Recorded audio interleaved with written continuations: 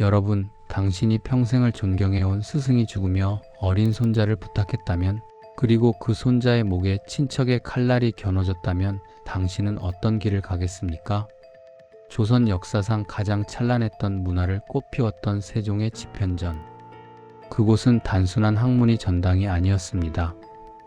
세종이 죽음을 앞두고 문종과 함께 불러 모았던 학사들에게 내린 마지막 은밀한 부탁, 그것이 사육신이라는 거대한 비극의 씨앗이 되었습니다.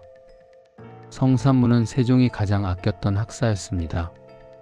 기록은 세종이 어린 단종을 가리키며 성산문과 팍백년에게 이 아이를 부디 잘 보살펴 달라고 거듭 당부했던 순간을 엄중하게 기록하고 있습니다.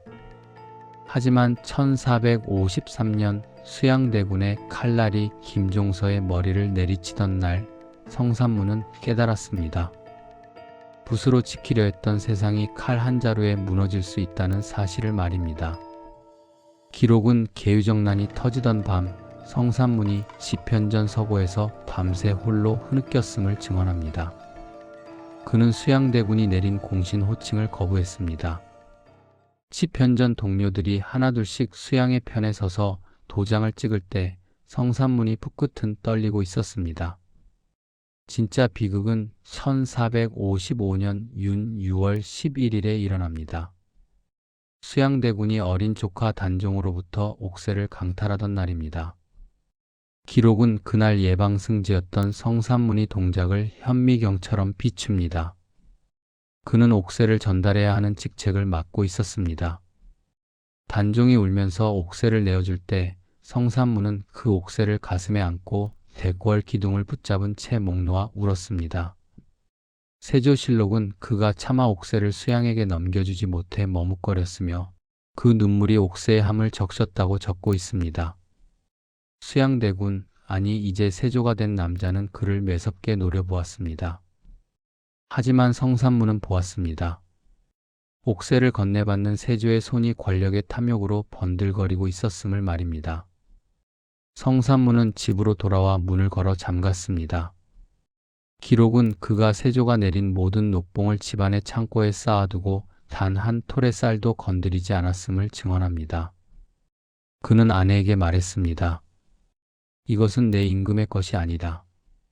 훗날 주인에게 돌려주어야 할 물건이다. 그는 세조를 임금이라 부르지 않았습니다. 대신 나으리라 불렀습니다.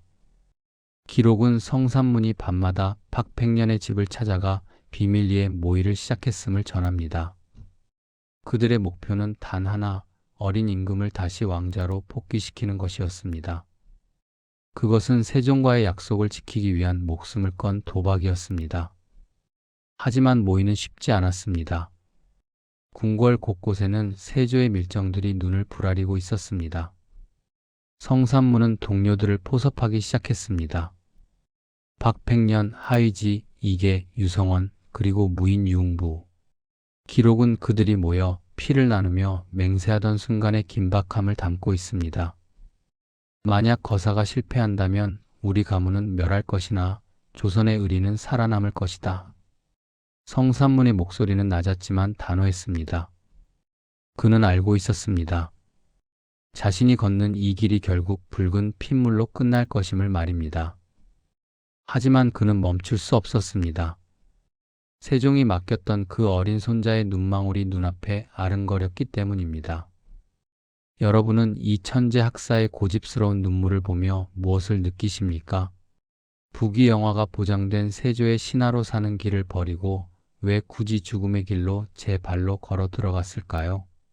성산문에게 충성은 단순히 임금에 대한 복종이 아니라 인간으로서 지켜야 할 마지막 자존심이었습니다. 이제 거사의 날이 정해졌습니다. 세조가 명나라 사신을 맞이하는 연회장, 그곳은 왕의 축제가 아니라 수양대군의 피칠갑이 될 현장이었습니다. 기록은 거사 전날 성산문이 자신의 아이들을 안아주며 마지막 작별을 고했음을 서늘하게 전합니다. 과연 이들의 칼날은 세조의 가슴에 닿을 수 있을까요? 1456년 6월 1일 창덕궁 광연전에서는 명나라 사신을 환대하는 화려한 연회가 열릴 예정이었습니다. 하지만 그곳은 단순한 잔치상이 아니었습니다. 성산문과 박팽년이 설계한 세조 암살의 결전지였습니다. 기록은 그날 아침 거사를 앞둔 인물들의 미세한 떨림과 공포를 목격자처럼 증언합니다. 오늘 우리는 조선 역사상 가장 치명적이었던 단 하루의 기록을 추적합니다. 거사의 핵심은 운검이었습니다. 임금의 뒤에서 칼을 차고 호위하는 무관들. 기록은 성산문의 아버지 성승과 강인한 무인 유흥부가 운검으로 발탁되었음을 전합니다. 그들의 계획은 명확했습니다. 연애가 무르익고 술잔이 오갈 때 세조의 뒤에서 단칼에 그의 목을 베는 것이었습니다. 세조실록은 거사 당일 성산문이 연회장의 배치를 세밀하게 점검하며 긴장감을 감추지 못했음을 전합니다. 유흥부는 칼자루를 만지며 성산문에게 속삭였습니다. 오늘 반드시 저 찬탈자의 피를 보겠소. 하지만 역사의 신은 세조의 편을 드는 듯 했습니다.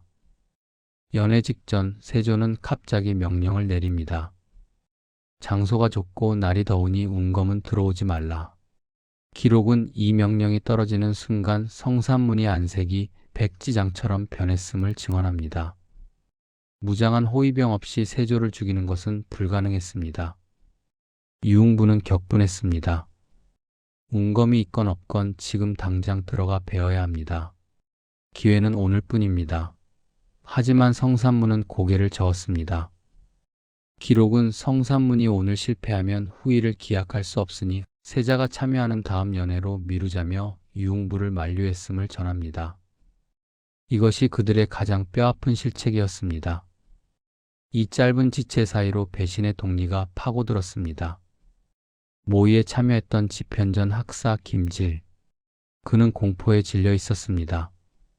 기록은 그가 집으로 돌아와 장인 정창손에게 사실을 털어놓으며 덜덜 떨었음을 생생하게 묘사합니다. 장인어른, 일이 틀어졌습니다.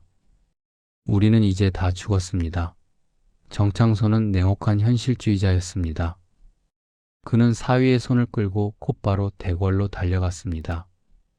기록은 그들이 한밤중에 세조의 침전으로 달려가 고변하던 순간을 담고 있습니다. 성산문과 박팽년이 나으리를 죽이려 합니다. 세조는 자다 일어나 그 소식을 듣고 광기 어린 웃음을 터뜨렸습니다. 세조의 보복은 번개처럼 빨랐습니다. 기록은 그날 새벽 한양의 골목골목을 질주하던 금부도사들의 말발굽 소리를 서늘하게 전합니다. 성산문은 집에서 체포되었습니다. 그는 도망치지 않았습니다. 기록은 그가 포박당하면서도 아내에게 울지 마라. 나는 옳은 일을 하러 간다고 담담히 말했다고 적고 있습니다. 박팽년, 하의지, 이계 등 집현전의 보석 같은 인재들이 줄줄이 개 끌리듯 국문장으로 끌려갔습니다. 화려했던 창덕궁의 연회장은 하루아침에 핏물과 비명이 가득한 지옥의 국문장으로 변했습니다. 여러분은 이 기막힌 반전을 보며 무엇을 느끼십니까? 성산문의 신중함이 독이 된 것일까요? 아니면 김질의 배신이 필연이었을까요? 세조는 자신을 죽이려 했던 자들의 명단을 확인하며 그 이름을 하나하나 붓으로 지웠습니다. 그것은 단순한 이름의 삭제가 아니라 조선의 양심을 도려내는 칼질이었습니다. 이제 이야기는 벌겋게 달궈진 인두가 기다리는 국문장으로 향합니다. 세조와 사육신, 두 신념이 정면으로 충돌하며 살이 타는 냄새가 진동하던 그 참혹한 논쟁의 현장. 과연 죽음 앞에서도 그들은 나으리라 부르기를 거부할 수 있었을까요? 1456년 6월 2일 국문장은 인간이 견딜 수 있는 고통의 한계를 시험하는 현장이었습니다. 세조는 직접 국문장에 나타나 죄인들을 내려다보았습니다. 기록은 세조가 배신자 김질을 옆에 세워두고 성산문을 향해 소리쳤던 순간을 생생하게 증언합니다. 내가 어찌하여 나를 배반하고 감히 나를 죽이려 하느냐. 수양대군의 분노는 국문장의 불길보다 뜨거웠습니다. 성산문은 포박된 채 바닥에 쓰러져 있었으나 그의 입술은 비겁하게 떨리지 않았습니다. 기록은 성산문이 세조를 향해 단 한 번도 전하나 임금이라 부르지 않았음을 명시합니다. 그는 세조를 나으리라 불렀습니다. 나으리는 어찌하여 나의 임금을 폐위시키고 그 자리를 뺏었습니까? 나는 나의 임금을 다시 모시려 했을 뿐 배반한 적이 없습니다. 세조는 격분했습니다. 그는 옆에 있던 군사에게 명하여 인두를 불에 달구게 했습니다. 그리고는 성산문의 두 다리를 직접 찢었습니다. 기록은 살이 타는 냄새가 진동했고 성산문이 다리 근육이 뒤틀렸으나 그는 신음조차 내지 않았다고 전합니다. 세조는 박팽년에게 화살을 돌렸습니다. 박팽년은 세조가 평소 그 재능을 아껴 끝까지 자기 사람으로 만들고 싶어 했던 인물입니다. 세조는 인두를 내려놓고 회유했습니다. 내가 지금이라도 나를 임금이라 부르고 충성을 맹세한다면 목숨은 물론이요 내 재능을 펼칠 자리를 주겠다. 그러나 박팽년의 대답은 세조의 가슴에 비수를 꽂았습니다. 기록은 박팽년이 나는 이미 단종의 신하로 죽기로 맹세했으니 나으리의 쌀은 단 한 톨도 먹지 않았소라고 답했음을 증언합니다. 세조는 믿지 않았습니다. 충청감사로 있던 박팽년이 그동안 올린 장계의 분명신이라 적었기 때문입니다. 하지만 기록을 확인한 세조는 경악했습니다. 박팽년은 신하라는 글자 대신 신과 모양이 비슷한 거 자를 교묘하게 써서 보냈던 것입니다. 고문은 하이지와 이계에게로 이어졌습니다. 하이지는 세종이 병석에서 단종을 부탁했던 그날을 상기시켰습니다. 기록은 하이지가 고통 속에서도 정연한 논리로 세조의 찬탈을 꾸짖자 세조가 그의 혀를 자르라 명할 정도로 이성을 잃었음을 전합니다. 이게 또한 달궈진 인두가 몸을 관통하는 와중에도 시를 읊으며 세조의 위선을 비웃었습니다. 기록은 그들의 눈빛이 너무나 형형하여 고문을 집행하던 나졸들이 참아 그들의 얼굴을 똑바로 쳐다보지 못하고 고개를 숙였다고 증언합니다. 가장 처절했던 것은 무인 유흥부의 국문이었습니다. 세조는 그가 문사들과 달리 고통에 약할 것이라 생각했습니다. 기록은 유흥부의 살점이 채찍에 감겨 떨어져 나가고 뼈가 드러날 정도로 매질이 이어졌음을 전합니다. 하지만 유흥부는 오히려 옆에 있던 성산문을 돌아보며 큰 소리로 꾸짖었습니다. 서생들과 대사를 도모한 것이 나의 유일한 실수다. 진작 저 찬탈자의 목을 베지 못한 것이 천추의 한이다. 그는 인두를 집어들고 직접 자신의 몸을 찢으며 세조에게 던지려 했습니다. 무인의 기계 앞에 국문장은 일순간 정적에 휩싸였습니다. 여러분은 이 참혹한 논쟁의 현장을 보며 무엇을 느끼십니까? 세조는 그들의 육체를 파괴하고 있었지만 정신적으로는 철저히 패배하고 있었습니다. 왕자를 뺏을 수는 있었으나 그들의 머릿속에 박힌 충이라는 글자는 단 한 획도 지울 수 없었기 때문입니다. 기록은 세조가 국문을 마치고 돌아가는 길에 옷자락을 적실 정도로 식은땀을 흘렸다고 전합니다. 죽음보다 더 강한 신념이 권력이라는 폭력을 비웃고 있었습니다. 이제 국문은 끝났습니다. 세조는 이들을 살려두어서는 자신의 정통성이 영원히 더럽혀질 것임을 깨달았습니다. 그는 조선 역사상 가장 잔인한 형벌인 거열형을 명합니다. 5마리의 소가 사방으로 달려가 사지를 찢어버리는 형벌. 기록은 처형 전날 밤 성산문이 옥사벽에 손가락 피로 마지막 시를 적었음을 전합니다. 과연 한강 새남터의 붉은 모래 위에서 그들은 어떤 마지막을 맞이했을까요? 그들의 사지가 찢겨나갈 때 조선의 하늘은 어떤 빛을 띠었을까요? 1456년 6월 8일 한강 새남터의 모래사장은 거대한 도살장과 같았습니다. 세조는 국문장에서 끝내 굴복하지 않은 성산문, 박팽년, 이계, 하위지, 유흥부 등에게 거열형을 내렸습니다. 기록은 그날의 처형장을 목격자처럼 증언합니다. 죄인을 수레에 묶고 5마리의 소가 각기 다른 방향으로 달리게 하여 사지를 분리시키는 형벌. 수양대군은 이들의 육체를 찢음으로써 조선의 충성심 그 자체를 파괴하려 했습니다. 가장 먼저 수레에 오른 이는 성산문이었습니다. 기록은 그가 형장으로 향하는 가마 위에서도 안색 하나 변하지 않았음을 전합니다. 오히려 그는 자신을 구경하러 나온 백성들을 향해 옅은 미소를 지으며 마지막 시를 읊조렸습니다. 북소리 둥둥 내 목숨을 재촉하는데 고개 돌려보니 해는 서산으로 기우는구나. 황천길엔 주막 하나 없다는데 오늘 밤은 네 집에서 자고 갈까? 죽음을 앞둔 자의 농담이라기엔 너무나 서슬퍼런 기계였습니다. 기록은 그가 시를 마치자 처형장의 군사들조차 차마 밧줄을 당기지 못하고 머뭇거렸다고 증언합니다. 박팽년의 최후 또한 장렬했습니다. 기록은 그가 수레에 묶인 채 하늘을 우러러보며 크게 웃었다고 전합니다. 세조가 끝까지 살려두려 했던 그 천재적인 머리는 이제 소의 힘에 의해 몸에서 떨어져 나갈 운명이었습니다. 하지만 그는 죽음을 앞두고 자신의 아내나 자식을 걱정하지 않았습니다. 기록은 그가 곁에 있던 성산문을 돌아보며 나으리가 우리의 이름을 잊지 못하게 만들었으니 이보다 더한 영광이 어디 있겠소라며 마지막까지 세조를 나으리라 불렀음을 증언합니다. 밧줄이 팽팽해지고 뼈가 어긋나는 비명소리가 들려오는 순간에도 그의 눈동자는 흐려지지 않았습니다. 무인 유흥부는 처형장의 나졸들을 호통쳤습니다. 기록은 유흥부가 거칠게 날뛰는 소를 보고 어찌 이리 꿈을 대느냐. 빨리 나를 죽여 나의 임금 곁으로 보내달라. 고 소리쳤음을 담고 있습니다. 무인의 기계는 형장에 모인 백성들을 압도했습니다. 밧줄이 당겨지고 살점이 뜯겨나가는 처참한 광경 속에서 그는 신음 대신 세조를 꾸짖는 호통을 내뱉었습니다. 기록은 그의 목이 떨어져 나간 뒤에도 그 형형한 눈빛이 한동안 허공을 쏘아보고 있었다고 전합니다.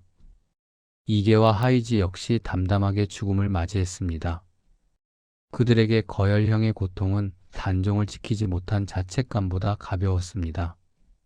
세조는 이들의 시신을 거두는 것조차 엄금했습니다. 기록은 찢겨진 사지가 전국 팔도로 보내져 효수되었음을 증언합니다. 반역의 끝은 이토록 비참하다는 것을 만천하에 보여주려는 의도였습니다. 하지만 민심은 세조의 계산대로 움직이지 않았습니다. 기록은 전하지 않으나 야사는 증언합니다.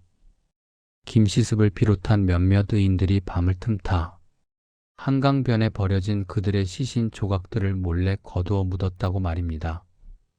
그것이 오늘날 우리가 알고 있는 노량진 사육신 묘역의 시작입니다. 정사에서는 지워졌으나 백성들의 가슴 속에서는 이미 무덤이 세워진 셈입니다. 세조는 그들의 육체를 찢어 승리했다고 생각했겠지만 정작 찢겨나간 것은 세조가 그토록 가지고 싶어 했던 조선의 민심이었습니다. 붉은 피가 한강을 물들이며 흘러내릴 때 백성들은 깨달았습니다. 칼로 목을 벨 수는 있어도 인간의 의리를 벨 수는 없다는 사실을 말입니다. 세조는 승리자가 아니라 살인자가 되었고 사육신은 패배자가 아니라 영원한 충신으로 부활했습니다. 남자들이 죽어나간 뒤 살아남은 여인들에게 내려진 죽음보다 더 가혹한 운명. 노비로 전락하여 원수의 집 안방과 부엌으로 끌려가야 했던 사육신. 가문 여인들의 피눈물 섞인 기록을 추적합니다. 과연 그녀들은 이 치욕의 세월을 어떻게 견뎌냈을까요? 여러분, 어제까지 비단옷을 입고 시를 찢던 대가댁 마님들이 하루아침에 남편을 죽인 원수의 집 부엌대기가 된다면 그 심정이 어떠하겠습니까? 세조는 사육신의 남자들을 처형하는 데서 멈추지 않았습니다. 그는 조선의 법전인 경국대전의 연좌율을 가장 잔혹한 방식으로 적용했습니다. 기록은 1456년 윤 6월의 판결을 이렇게 증언합니다. 성산문, 박팽년 등 반역자의 처첩과 딸들을 공신들에게 나누어 주어 계집종으로 삼게 하라. 이것은 단순한 형벌이 아니라 한 인간의 자존감을 바닥까지 짓밟는 인격살인이었습니다. 기록은 박팽년의 아내 이씨의 행적을 선명하게 비춥니다. 그녀는 남편의 죽음 이후 세조의 측근이었던 권찬의 집 노비로 배정되었습니다. 명문가의 부인이 원수의 집 노비가 되어 마당을 쓸고 밥을 지어야 했던 비극. 하지만 더 기가 막힌 기록은 그녀의 며느리, 즉 박팽년의 아들 박순의 아내 이씨에 대한 대목입니다. 당시 그녀는 임신 중이었습니다. 세조는 명령했습니다. 아들을 낳으면 죽이고 딸을 낳으면 노비로 삼으라. 생명의 탄생이 축복이 아닌 저주가 되었던 순간 기록은 그녀가 해산하던 날의 공포를 생생하게 전합니다. 다행히 그녀는 아들을 낳았습니다. 하지만 죽음을 피할 수 없던 상황에서 기적이 일어납니다. 기록과 야사는 그녀가 비슷한 시기에 딸을 낳은 여종과 아이를 바꿨다고 증언합니다. 여종은 자신의 딸을 죽음의 구렁텅이로 보내고 주인의 아들을 살렸습니다. 그 아이의 이름은 박비, 종의 아이라는 뜻입니다. 박백년의 유일한 혈육은 그렇게 이름조차 지워진 채 노비로 자라나야 했습니다. 인간의 모성애와 충성심이 빚어낸 이 처절한 생존 드라마는 세조실록의 차가운 기록 뒤편에서 피눈물로 쓰였습니다. 성산문의 아내와 딸들의 운명 또한 다르지 않았습니다. 기록은 성산문의 아내 차씨와 딸들이 운성부원군 박종호의 집 노비로 끌려갔음을 명시합니다. 성산문이 죽음 직전 내 누이는 어찌 되는가라고 물었던 그 누이와 딸들입니다.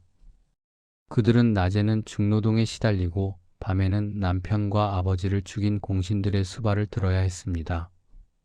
세조는 이들을 공신들에게 전리품처럼 나누어 줌으로써 자신의 권력에 도전하는 자들의 끝이 얼마나 비참한지를 시각적으로 보여주려 했습니다. 가장 충격적인 기록은 이들의 재배분 과정입니다. 기록은 공신들이 죽거나 죄를 지으면 그들이 소유했던 사육신의 여인들을 다시 다른 공신에게 넘겨주었다고 적고 있습니다. 여인을 인간이 아닌 움직이는 재산, 혹은 언제든 갈아치울 수 있는 물건으로 보았던 시대의 야만성이 드러나는 대목입니다. 하지만 이 지옥 같은 삶 속에서도 그녀들은 꺾이지 않았습니다.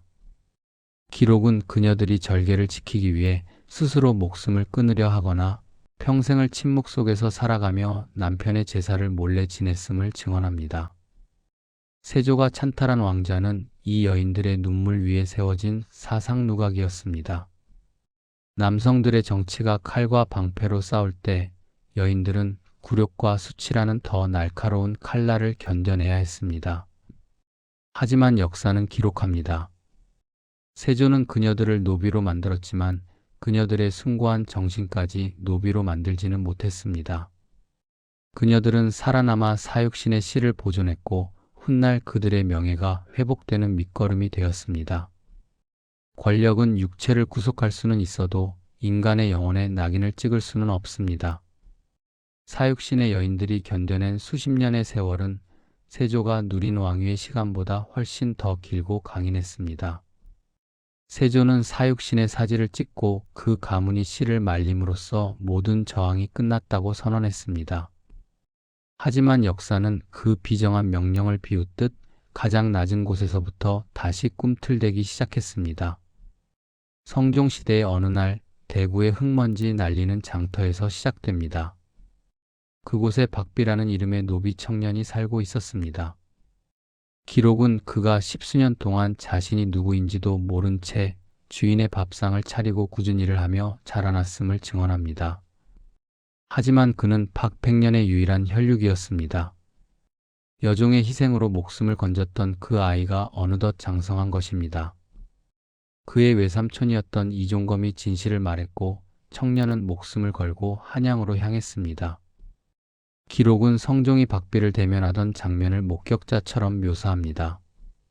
역적의 손자가 제 발로 찾아왔으나 성종은 그를 죽이지 않았습니다. 오히려 그 용기에 감복하여 그에게 새로운 이름을 내렸습니다. 박일산, 태산과 같이 꿋꿋하게 가문을 지키라는 뜻이었습니다. 사육신의 씨앗은 그렇게 척박한 땅을 뚫고 솟아올랐습니다.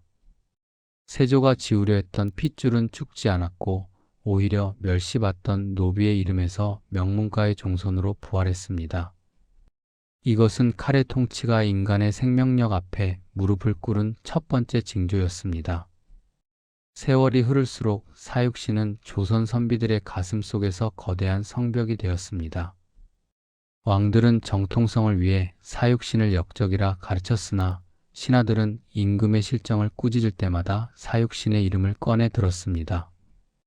기록은 연산군의 폭정 아래에서도 사육신의 절개를 기리는 시들이 비밀리에 필사되어 퍼져나갔음을 증언합니다. 목을 벨 수는 있어도 의리를 뺏을 수는 없다. 사육신은 이미 한 가문의 조상이 아니라 조선이라는 국가가 지탱해야 할 도덕적 기준점이 되어 있었습니다.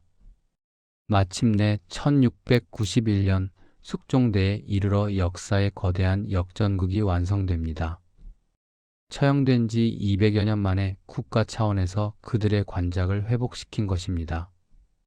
기록은 숙종이 노량진의 묘역을 정비하고 직접 제문을 지어 올리던 날을 장엄하게 서술합니다. 만고의 충절이여 태양처럼 빛나도다.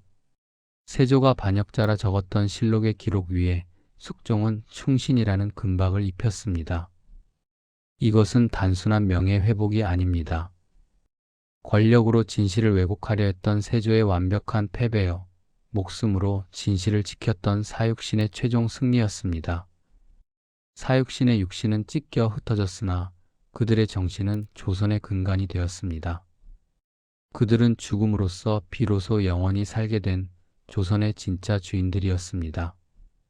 기록은 이 비극의 끝을 슬픔이 아닌 자부심으로 갈무리합니다.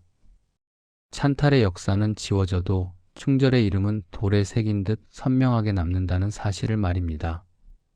오늘 우리가 기억해야 할 것은 한강에 뿌려진 핏물이 아니라 그 피를 자양분 삼아 피어난 조선의 자존심입니다.